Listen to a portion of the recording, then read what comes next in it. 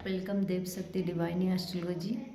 I hope आप सब बहुत बढ़िया आपके परिवार के साथ हो गए इसी मकर संक्रांति में। और मकर संक्रांति का आपको सबको शुभकामनाएं है।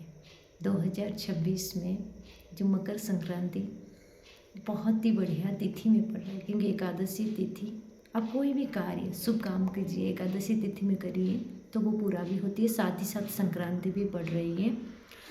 और संक्रांति को हम विशेष महत्व क्यों देते हैं? वैसे भी पूर्णिमा, संक्रांति और अमावस्या में हर किसी को बोलूँगी तीन तिथियों को महत्व इसलिए देती हूँ क्योंकि आपका अमावस्या की तिथि में जो आपके पितृ हैं, अगर वो रोष हैं, उनको कुछ नहीं मिला है राइट्स या नया, तो वो रोष उनका प्रकोप देने के लिए आते हैं। अगर उनको नाम से कुछ दान देते या अर्घ देते तो वो शांत होती है। ऐसे ही पूर्णिमा पर वो आशीर्वाद देने आती हैं और संक्रांति पर वो आपके जीवन में बढ़ोतरी के लिए आपको आशीर्वाद देने आती है। इसीलिए संक्रांति इस दृष्टिकोण से भी बहुत महत्व रहती है।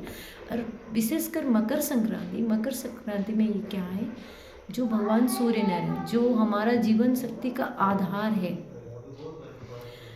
ये भगवान सूर्य नारायण खुद मकर राशि में गोचर कर रहा है। मकर राशि कौन है? शनिदेव की राशि। वो सौर मंडल में सूर्य को अगर पिता तो शनिदेव को पुत्र माना जाता है। जब एक पिता एक पुत्र के घर में जाती है तो वहाँ पर उनकी खातिर ज़्यादा बढ़ जाती है, क्योंकि पिता आ रहे हैं तो बच्चे तो सजाग ही होंगे। और पिता के तर में, और वो भी गृह राज है, राजा के तर। राजा जब प्रजा के घर में जाते हैं ना, तो चारों तरफ शांत सुकून होती है, अनाज भरपूर रहती है, राज्य में नीट एंड क्लीन रहती है, क्योंकि राजा आ रहा है।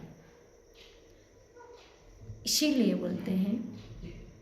और आप ये देखिए भी पूरी भारतवर्ष में आप देखेंगे इसी मकर संक्रांति में हर स्टेट में अलग अलग तरह की संक्रांति कहाँ पर पोंगल मना जाती है, कहाँ पर लोहड़ी बनाती है। ऐसे ही हमारा उड़ीसा में मकर चावल बनाते हैं, क्योंकि इस समय में पूरे भारत में अनाज घर आ रहे हैं। हमारा खेती से जो अनाज है, जैसे हम लोग का धान आ रहे हैं, पंजाब में आ रहे हैं, जैसे गेहूँ आ रहे हैं, केरला में, कर्नाटक में आपका गन्ने आ रहे हैं। इस तरह हर स्टेट में सबके अलग अलग अनाज सबके घर में आ रहा है। और ये भी मान्यता है, हमारा वैदिक पुराना पढ़ेंगे तो जो भगवान सूर्य नारायण के पास अक्षय पात्र थे, तो जब भगवान सूर्य नारायण खुद अपने बेटे के घर आते तो वो खाली हाथ तो नहीं आएंगे। रजा कभी कहाँ जाती है, उनको तो बड़ी तैयारी के साथ उपहार मिलती हैं। रजा भी बड़े से बड़े पैमाने पर उपहार देते हैं, क्योंकि वो राजा है, किंग है, अथॉरिटी है। जहाँ अथॉरिटी आ जाती है ना, वहाँ रैली मेंटेन होती है। तो वो जो अक्षय पात्र लेकर आते वो हमारे अनाज के रूप में हमारे घर आती है। इसीलिए मकर संक्रांति को हम लोग बहुत महत्व देते हैं, हमारे संस्कृति, प्राचीन संस्कृति के साथ साथ। और आप देखेंगे मकर राशि भी एक ऐसी राशि है, बहुत संघर्ष वाला राशि, बहुत कठिनाई राशि है। क्यों मैं ऐसा बोल रहा हूँ? क्योंकि वो एक ही राशि है जहाँ पर ना संपूर्ण जल तत्व है, ना संपूर्ण वायु तत्व है, ना संपूर्ण पृथ्वी तत्व है। तीनों तत्व मिला हुआ राशि है।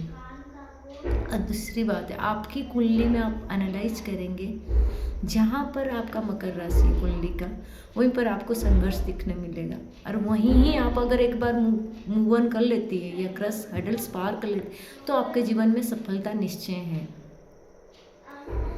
और दूसरी बात है, आप नहीं तो आप एक पर्टिकुलरली विशेष किसी का मकर राशि है, उनकी पर्सनल लाइफ में पूछेंगे तो आप सुनने को आपको मिलेगा। उनके जीवन में बहुत संघर्ष आती है, बहुत, क्योंकि वो व्यक्ति कभी हार नहीं मानते, वो सीखने के लिए तैयार रहती है। और वहाँ पर फोकस जरूरी है। वो व्यक्ति बार बार रगड़ता हुआ, घिसता हुआ, संघर्ष करते करते ऊपर जाती है।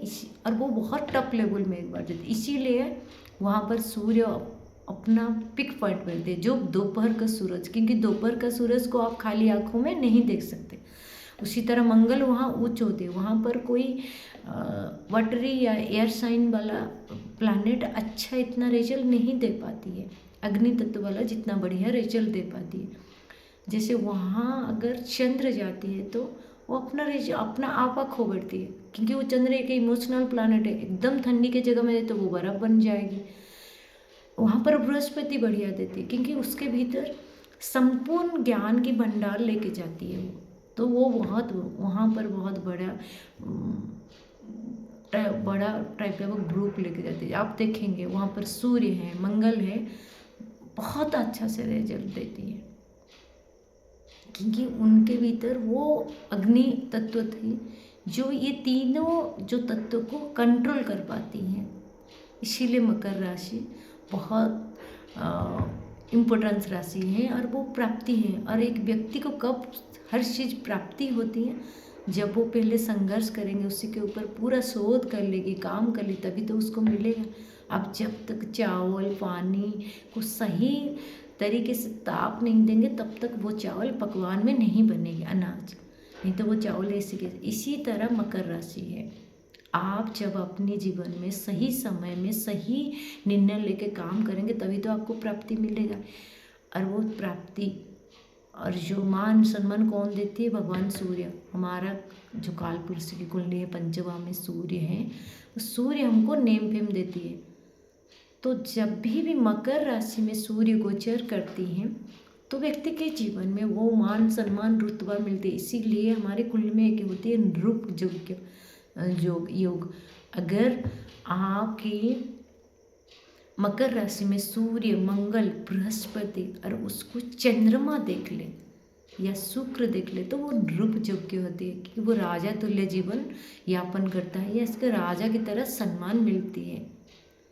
नहीं तो अगर मकर राशि को अगर सूर्य देख ले, मंगल उनकी चौथे दृष्टि में देख ले या सप्तम दृष्टि में देख ले तो भी वो व्यक्ति नृपतुल्य जीवन यापन करती है। या मकर राशि में कोई बड़ा प्लैनेट जैसे सूर्य बैठा हुआ है, उसके साथ साथ मंगल भी बैठ गई या बृहस्पति बैठ गई तो वो भी व्यक्ति नृपतुल्य जीवन व्यतीत। इसीलिए मकर राशि को बहुत महत्व देते हैं और मकर संक्रांति को विशेष करें, क्योंकि यहाँ पर सूर्य आके आपको सब कुछ देने के लिए आती है। क्योंकि एक बाप जब जाती है तो वो पुत्र को कुछ देने के लिए जाती है और पुत्र उसको वरदान के स्वरूप में उसकी ब्लेसिंग के साथ वो ग्रहण भी करती है।